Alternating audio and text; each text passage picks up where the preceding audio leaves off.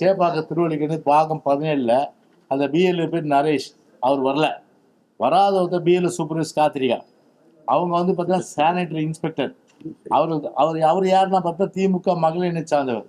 சுபஸ்ரீ வந்து அரசாங்கத்தின் ஒப்புதல் இல்லை, பிஎல்ஓனா ஒப்புதல் கொடுக்கணும் இல்லையா, பிஎல்ஓ வந்து ஒப்புதல் இல்லாம அவங்க வந்து ஒரு அதாவது ப்ராக்சின்னு சொல்லுவாங்க இல்லையா, ஒருத்தர் வரலன்னா அவர் வரலன்னா அந்த அவருக்காக வந்து அப்பாயின்மெண்ட் பண்ணுறக்கூடிய வந்து ஏஜென்சி, ரைட்டான ஏஜென்சி பார்த்தா எலெக்ஷன் கமிஷன்.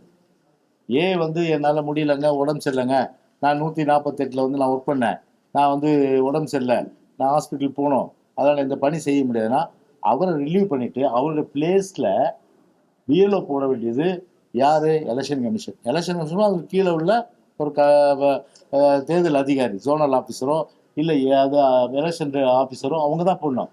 ஆனால் அவங்களாம் போடாமல் ஒப்புதல் இல்லாமல் வந்து அந்த சுபஸ்ரீ வந்து பணி செய்ய சொல்கிறாங்க. ஒன்று இது இவங்க யார்? சுபஸ்ரீ பார்த்தீங்கன்னா அவங்க யாருன்னா வாக்காளர் படிவுகளை மு.க.ஸ்டாலின் உதயநிதி போட்டோவில் பையில் கொண்டு வர்றாரு. எப்படி இருக்குது வாக்காளர் படிவுங்களை மு.க.ஸ்டாலினும் உதயநிதி போட்டோவில் பைகளில் கொண்டு வந்து அந்த எஸ்ஆர் படிவுகளை வீடு வீடாக செல்லாமல் நான் சொன்ன மாதிரி ஒரே இடத்துல திமுக வீடோ இல்லைன்னா வேற இடத்துலையோ உட்காந்து ஃபில்லப் பண்ணுறோம். இது எப்படி வந்து ஒரு ஜனநாயகமாக இருக்குது?